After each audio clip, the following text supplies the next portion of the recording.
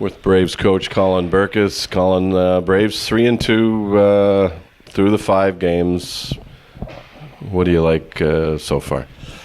Goals against, obviously, I think per game, I think our goals against is tops in the league. So that's obviously a positive.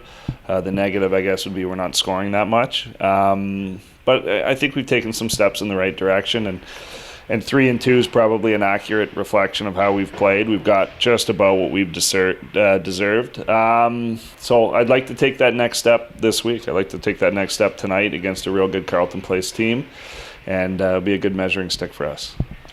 So not the preparation over the course of the week, anything different, or just following the structure? Well, it's interesting, right? Obviously, we spoke last time at length about how many new kids there are.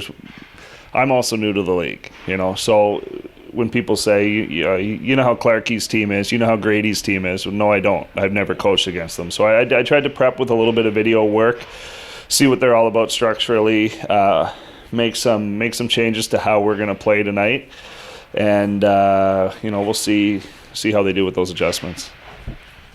Moving back to a week ago, seems like a long time ago. It's the last time you played a whole bunch of games, 5 games in 7 days, and then off for a week.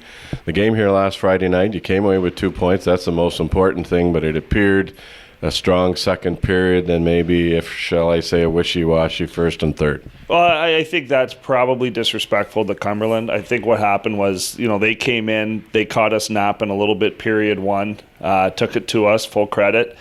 Then I thought we were fantastic, full marks in the second, took over the game, came out with a little bit of energy in the third, and then with 10 minutes to go, they're a team, I believe they're a couple games below 500 now, and they're a good team, and they've fought for their lives. And I mean, they're going to put you on your heels a little bit, no matter how well prepped you are and how good your intentions are. A good team is going to press to tie it, and I thought the last 8 minutes, we bent but didn't break. So I think we played an adequate game.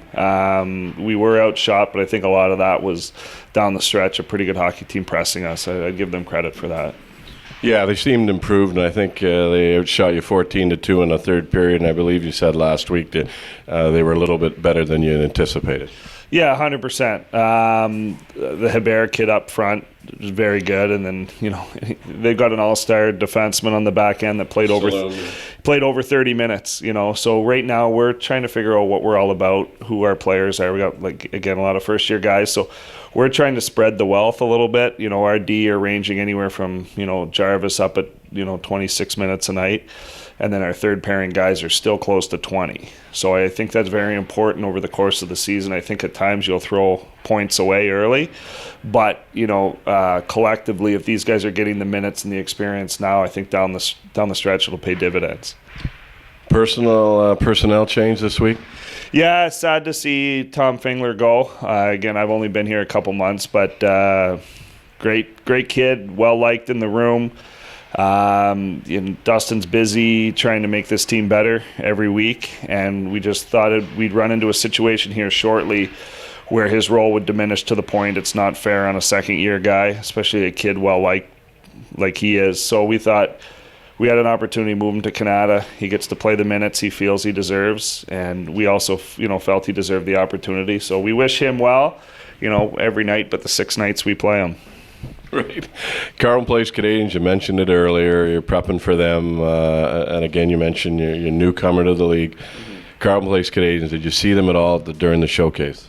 No, I didn't. Them and Ottawa are the 2 teams I didn't see. I've known Clarkie for a little while. He'd pick my brain a little bit whenever he'd make a deal in the OJ.